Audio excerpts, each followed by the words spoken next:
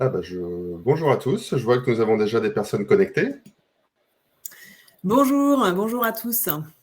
Bienvenue.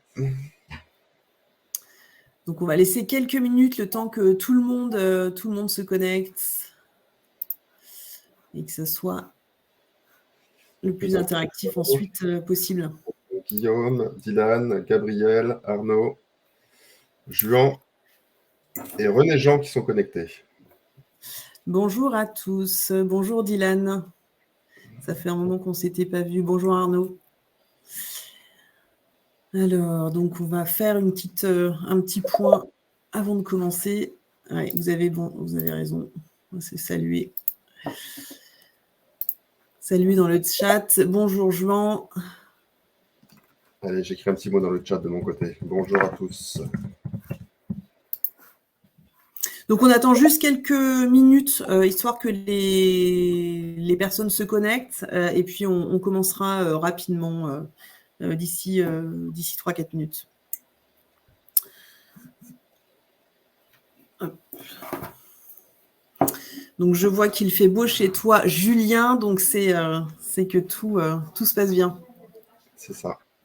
On a du beau temps. Après la pluie, toujours le beau temps au Pays Basque. Alors attendez, quittez pas juste un instant. Hop.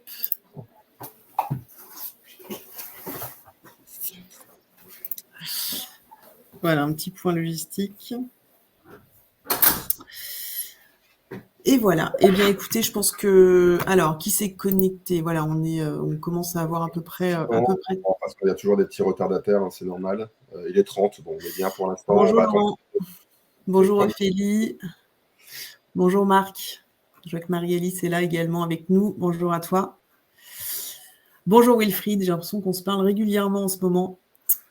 Donc, ce qu'on peut peut-être faire pour commencer à introduire, donc déjà se présenter.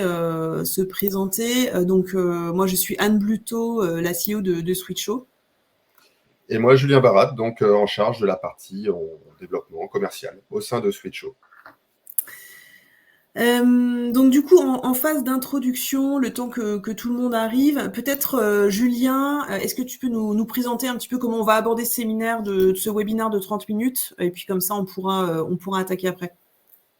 Ouais, on va essayer déjà de vous apporter quelques éléments introductifs dans un premier temps. C'est découvrir ce qu'est le Sales Enablement, ce grand, alors c'est pas un gros mot, je vous rassure, hein. On va voir un peu ce que ça comporte, tout ça, et Anne va vous en parler. On va l'illustrer par une petite démo. C'était la promesse, et je pense que c'est important. On va prendre à peu près 20-25 minutes sur cette démo, dans le but de découvrir de façon simple, en fait, la digitalisation et l'alignement qu'on va être capable de mettre justement dans ces process sales et marketing. Comment on va être capable également d'améliorer l'expérience de la présentation commerciale, parce que c'est ça, Switcho aussi. Et puis, comment on va être capable de partager facilement des documents, et ce, sans pièce jointe. Nous sommes des magiciens. Surtout, restez jusqu'à la fin, parce que ça, c'est hyper important aussi. On va être capable de vous montrer un exemple de données, justement, de la data, et qu'on va être capable de requérir sur la lecture, justement, de ces documents commerciaux. Vous avez bien sûr en bas à droite la petite fenêtre de chat, donc n'hésitez pas à l'utiliser de votre côté pour poser vos petites questions, vos remarques, vos commentaires, et puis on se prendra justement 5 minutes à la fin pour en parler tous ensemble. Voilà. Parfait, je vois qu'on a encore des personnes qui sont connectées, donc bienvenue avec nous. On vient juste de faire la phase introductive et puis on va tranquillement commencer la démo. Et avant ça, peut-être un point particulier, Julien? Écoute, non, j'aimerais déjà que tu nous dises un peu qui est Switcho. Oui, alors du coup, effectivement, alors Switcho, donc nous, on est un acteur français sur un marché qui s'appelle le Sales Enablement. Alors déjà, juste un point sur ce terme qui est très connu dans les pays anglo-saxons, un peu moins sur nos continents, enfin en France en particulier. On est sur un marché de la facilitation commerciale. Le Sales Enablement, ça comprend tout ce qui va permettre aux équipes commerciales d'être efficaces et à l'entreprise d'aller chercher toute la performance liée aux équipes commerciales. Donc, nous, on va le traiter en B2B. Dans ce marché, on va trouver à la fois des éléments qui sont plutôt en amont du cycle de vente, liés à de la formation, le e-learning, mais on va aussi trouver des éléments qu'on connaît bien dans le domaine commercial, qui sont toute la gestion de la relation client à travers les CRM, ou encore post-rendez-vous sur des démarches de qualification de compte, donc une démarche plutôt data. Donc, on a en fait dans ce marché un certain nombre d'acteurs et ça s'appelle le Sales Enablement. C'est vraiment une dimension très innovante de la démarche commerciale et qui permet de gagner énormément d'efficacité. Donc nous, on travaille avec des clients qui sont dans différents secteurs, enfin très variés, dans le service, dans l'industrie. On peut citer GEFO, par exemple, qui est une société, qui est une multinationale, qui est spécialisée dans la biotech, qui est présente dans 60 pays. Donc là, on est vraiment sur du déploiement international. On peut citer aussi Isofis, qui est, elle, une société PME dans l'aménagement immobilier et dans lequel on va gérer en fait des data rooms de comptes clés, ou encore Dresscos, qui est une société basée sur l'habillement, le marché du fast fashion, ou encore des startups telles que SoRewards ou Enjoy Your Business.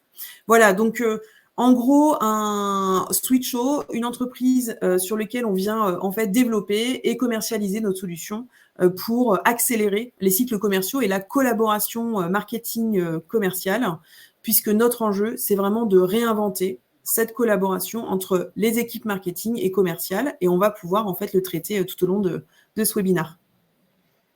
Ok, merci Anne pour cette intro. Donc, du coup, allons-y pour la démo, peut-être on commence. C'est parti. Vraiment. Eh ben, je pense que le cas d'usage qu'on va se prendre, c'est de se mettre dans la peau en fait, d'un sales, dans un process de vente. Et là, comment ça se passe? La façon dont moi, j'utilise aujourd'hui Switcho.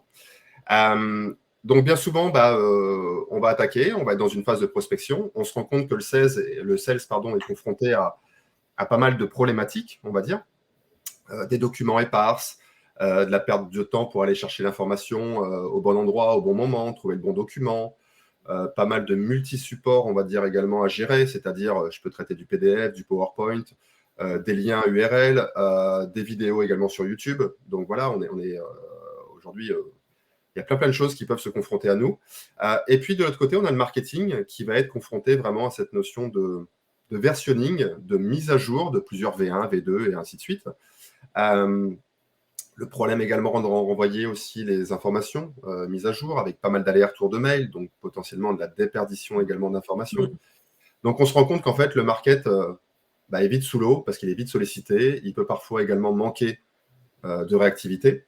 Et quelque chose pour moi aussi qui est primordial là-dedans, c'est que bien souvent on ne sait pas qui a accès à quoi. Et ça c'est hyper touchy parce qu'on peut potentiellement mettre à disposition des accès de documents qui ne devrait pas l'être. Et ça peut être embêtant, parfois, dans certains contextes. Voilà. Donc, quelle est la réponse, Anne, justement, par rapport à ça avec Switcho? Alors, déjà, il y a un point là dans tout ce que tu citais, c'est que finalement, et les études le montrent, en gros, il y a seulement un document sur 10 qui est produit par le marketing et qui est utilisé par les sales. Donc, ça montre bien qu'il y a une grande richesse d'éléments qu'on peut actionner, mais que parce que c'est éparse, en fait, c'est compliqué dans le cycle commercial de venir utiliser des informations qui seraient pourtant très riches. Donc, le premier pilier de Switcho, c'est vraiment cette centralisation. On va pouvoir le faire à travers des espaces et pour ça, je vais vous partager mon écran. On va attaquer de façon assez concrète la démo pour que vous ayez aussi une idée de comment ça fonctionne. Voilà, donc ici, en fait, je vais pouvoir directement accéder à des informations dans des espaces qui me permettent de centraliser pour des moments donnés. Là, par exemple, sur la phase de prospection dont tu parlais, Julien, je vais avoir en fait mon espace qui est un espace Switcho avec mes informations de façon très claire. L'objectif de ces espaces, c'est qu'ils soient abordés sous un angle client, c'est-à-dire qu'on puisse répondre à des enjeux de timing commerciaux, là c'est la prospection, de façon très claire, avec des éléments qui soient facilement utilisables. Ici, vous avez par exemple un pitch commercial global, mais vous avez aussi des éléments très simples d'accès qui permettent d'aller focuser sur le Key Account Management, sur le ROI de la prospection, qui sont des points sur lesquels on travaille. Ou encore des vidéos, puisque dans Switcho, on va pouvoir intégrer les vidéos. Donc, on va pouvoir en fait centraliser toutes ces informations et ne pas perdre de temps pour ensuite pouvoir en fait les traiter par verticale, par marché. On va pouvoir vraiment structurer ça d'un point de vue client. Et ce qui est très important, c'est que quand vous allez recruter des nouveaux commerciaux qui vont arriver dans l'équipe, cette structuration, elle permet aussi d'être très efficace sur l'onboarding, puisqu'en fait, on va pouvoir gagner du temps sur la montée en compétences des équipes sur les wordings, sur les argumentaires pour être plus juste dès les premiers rendez-vous commerciaux. Donc, c'est aussi ça la plus-value de cette centralisation déjà. Ok, donc on a une belle data room maintenant qui va être dédiée à notre prospection, donc ça c'est top. Moi, j'ai besoin justement de préparer ce rendez-vous et d'être capable de le personnaliser, on va dire, en étant capable d'adopter des scénarios de vente, parce que pour moi, c'est important lorsque je pars en rendez-vous. Donc, comment je peux préparer mon rendez-vous avec Switcho? Ouais. Alors ça, c'est le deuxième point. En fait, ce qu'on constate habituellement, c'est qu'à partir du moment où on commence à commercialiser, on voit bien qu'une solution, elle va prendre, il y a différents éléments qui vont être actionnés pour aller transformer différents clients. Donc, en fait, vous avez des clients qui vont être plus appétents sur certaines philosophies ou certaines fonctionnalités de votre offre. Vous allez cibler des segments de marché qui font partie de votre stratégie commerciale. Eh bien, ça, on va pouvoir le traiter. Et je vais revenir en arrière sur directement à travers des espaces dédiés. Donc là, par exemple, dans le cas de Switcho, on souhaite développer un marché, par exemple, qui s'appelle le HR Tech, c'est les Human Resources, tout ce qui va être lié au e-learning, à l'assessment, ce genre de choses. Et bien ici, en fait, on a créé un espace qui nous permet d'avoir directement des informations clés sur ce segment de marché. Donc ça nous permet très simplement de pouvoir, en fait, organiser les informations. Ici, par exemple, j'ai un pitch sur le marché de la HR Tech en France à horizon 2025, mais aussi je vais pouvoir structurer mon offre client et je vais aussi avoir un cas client qui va me permettre de focuser sur le HR, qui va faire beaucoup de sens pour mon interlocuteur et ça va me permettre de mieux convertir au fur et à mesure et d'avoir un parcours qui soit déjà un peu clé en main. Et là, si je vous montre comment on peut l'utiliser pour personnaliser, puisque c'était ta question, Julien, ici, j'ai une fonctionnalité qui me permet de dupliquer. Donc là, je vais dupliquer cet espace qui est déjà un premier parcours, un scénario. Je vais pouvoir en fait changer le nom de mon espace et je vais par exemple l'appeler le client XY. Et en fait, je vais pouvoir y adjoindre, y ajouter des informations puisque dans ma data room, tout est à jour. Je vais pouvoir en fait rajouter des informations directement, par exemple, depuis mon espace de prospection. Et là, je vais prendre 2 informations que je vais rajouter directement, hop, dans mon offre client. Donc, cette capacité de structurer des informations, je vais pouvoir même personnaliser avec le nom de mon client pour que ce soit plus précis. Ça se fait extrêmement rapidement et on va pouvoir en fait utiliser des informations toujours à jour. Je n'ai pas de questions à me poser.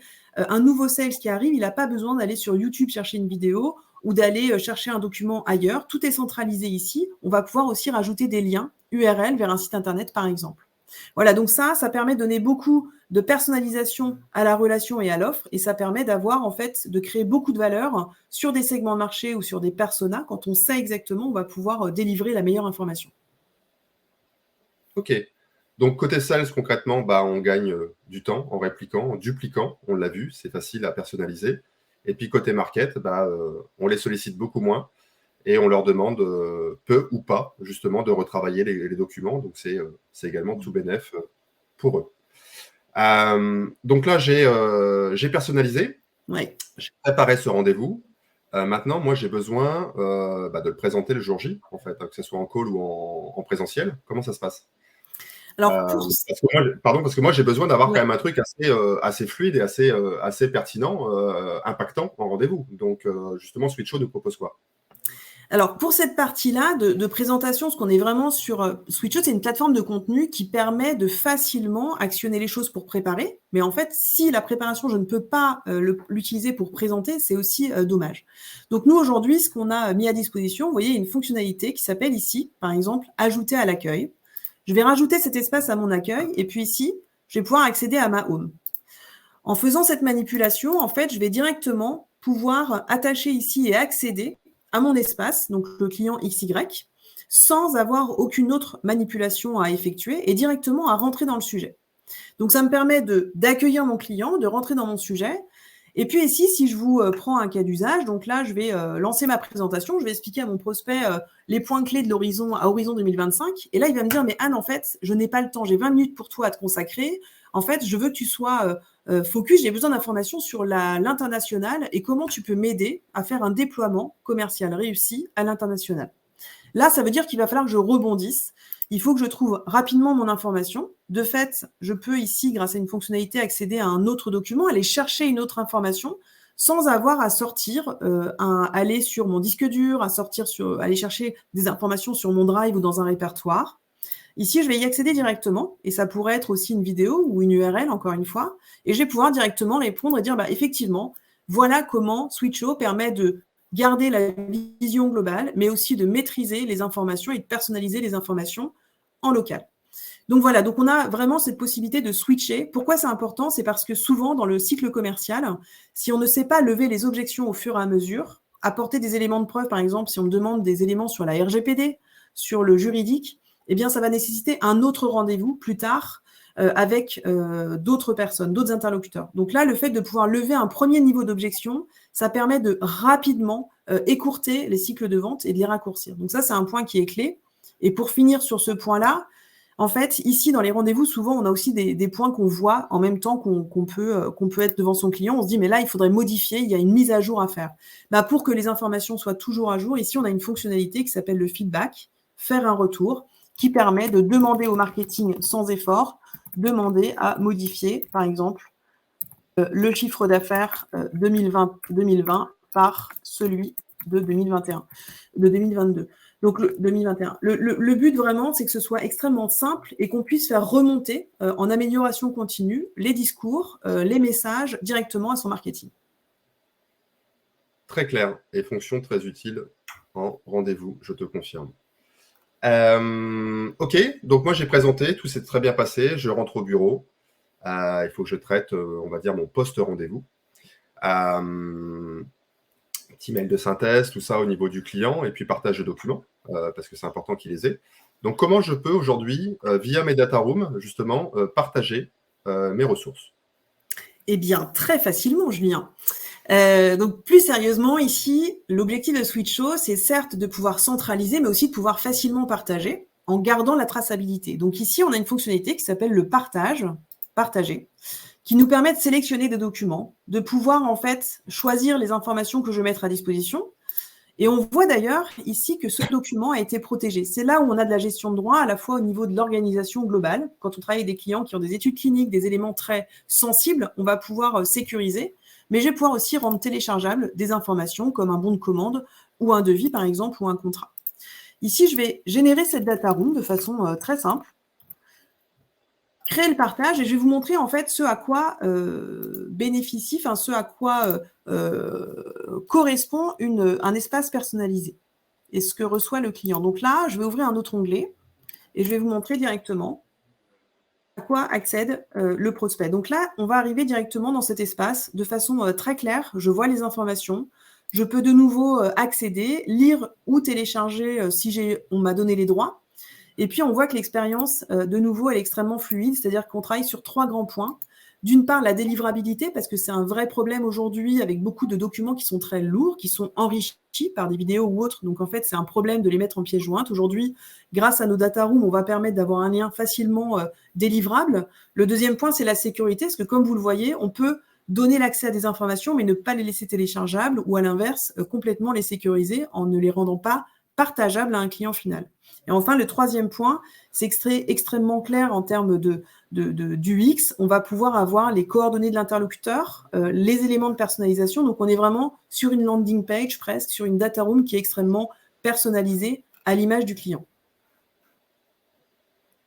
Ok, donc d'après ce que je comprends, fini les WeTransfer, les Dropbox, les zip, les problèmes de délivrabilité, les sommes de liens aussi dans le mail sur lesquels on ne s'y retrouve pas, il n'y a pas de cohérence pour l'expérience client, on va dire. Et puis également côté market, de demander à chaque fois qu'ils revoient les prêts, qu'ils les allègent parce qu'il y a trop de vidéos, ainsi de suite dedans. Donc là encore, ça évite le ping-pong et c'est un gain de temps pour tout le monde. C'est ça. Il y a d'autres petites fonctionnalités que moi j'aime beaucoup aussi, c'est justement on va être capable de se faire des templates type de mail. Et donc ça, pareil, c'est un gain de temps lorsqu'on a besoin de faire ça post-rendez-vous. Ça nous permet de gagner, là encore, en fluidité et en rapidité dans nos actions. Tu nous as pas parlé, Anne, de la partie CRM, Ouais. interfaçage, complémentarité par rapport au CRM?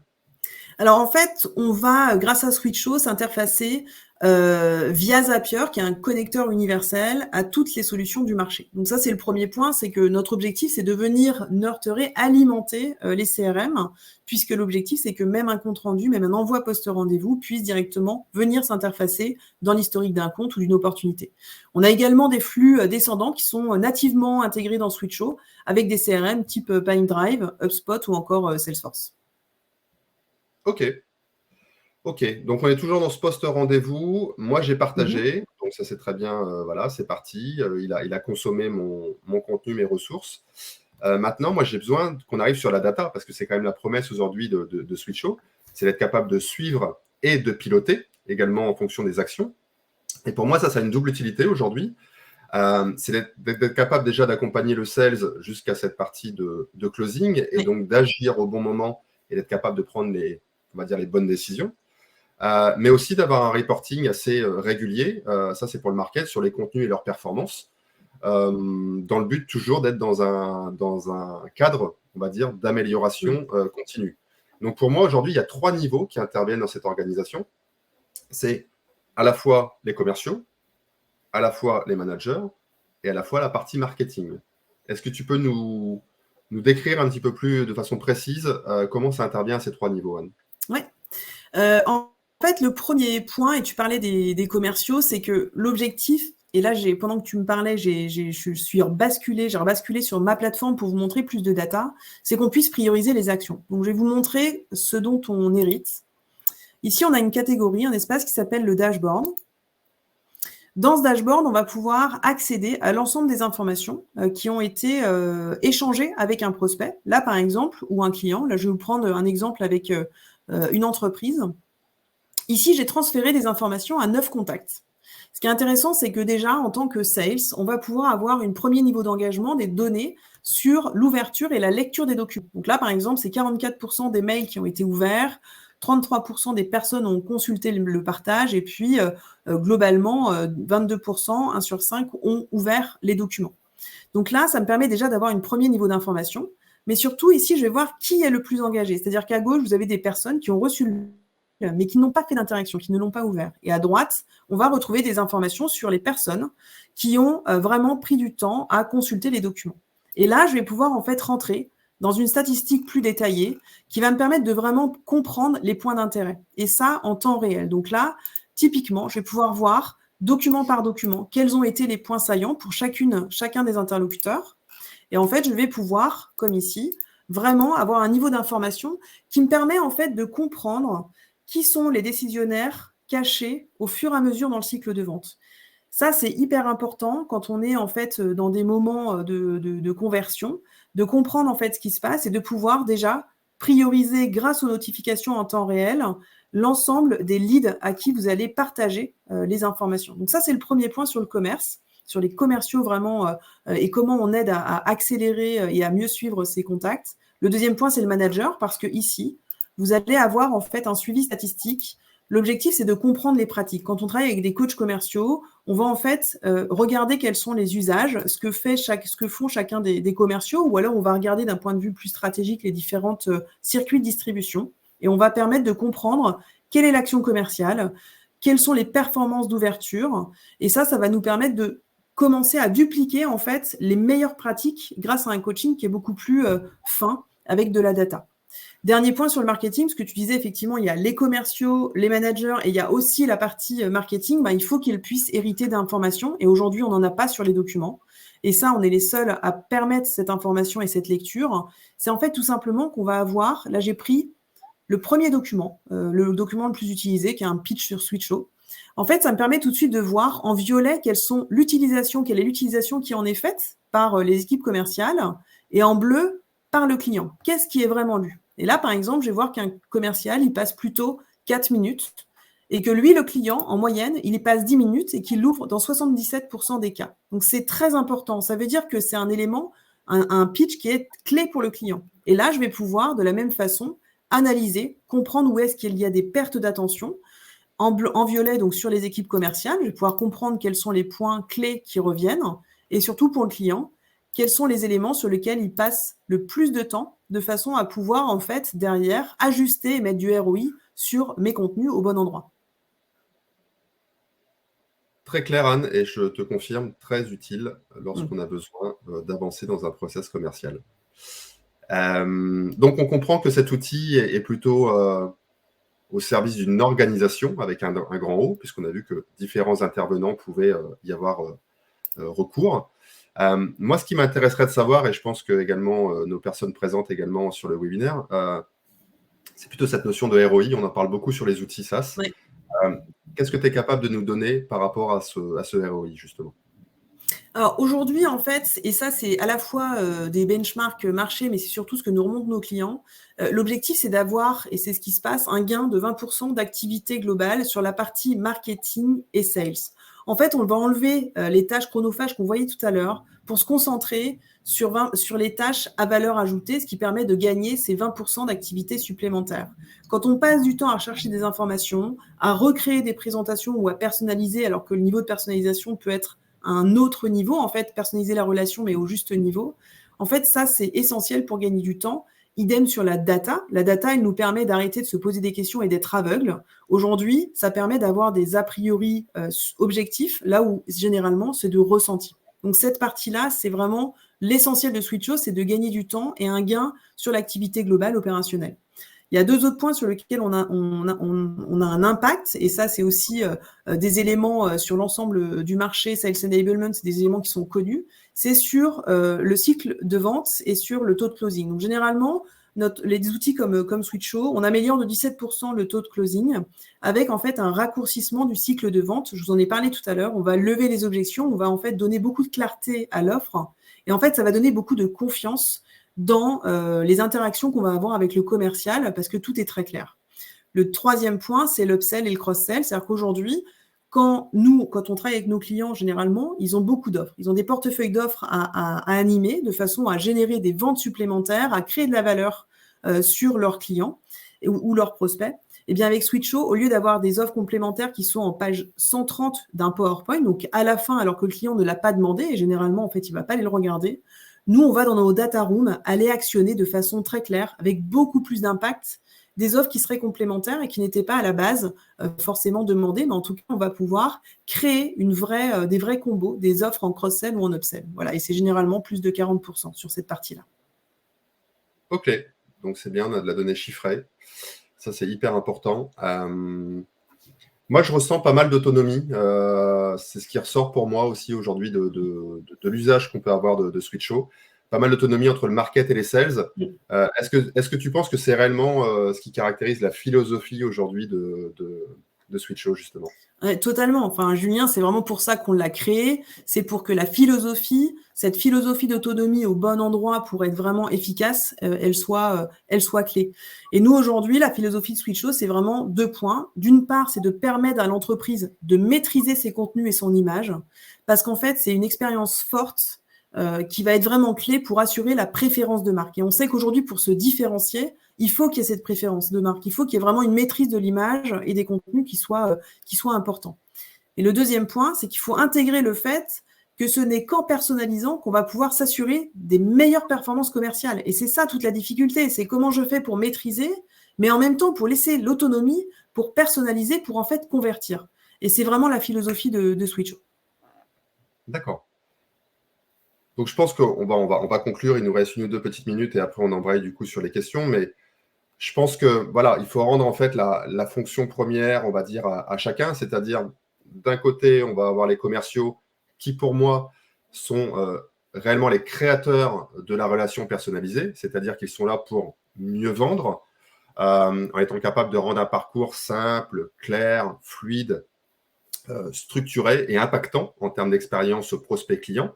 Car l'engagement passe nécessairement par la personnalisation.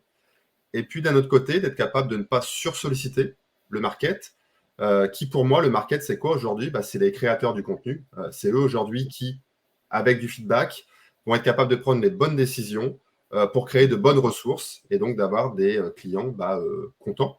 Donc, pour moi, voilà, la boucle est bouclée avec ça. Donc, c'est aujourd'hui, selon moi, la promesse qu'on doit adresser pour être capable d'engager et convertir au mieux. C'est quoi les next steps, Anne, après tout ça? Eh ben, les next steps, déjà, on va vous partager nos coordonnées et bien sûr, vous aurez le replay de cette présentation. Donc voilà la façon très simple avec laquelle vous pouvez nous joindre. Et en parallèle, je vous propose maintenant qu'on passe aux questions-réponses et qu'on puisse regarder dans le chat ce qui s'est passé.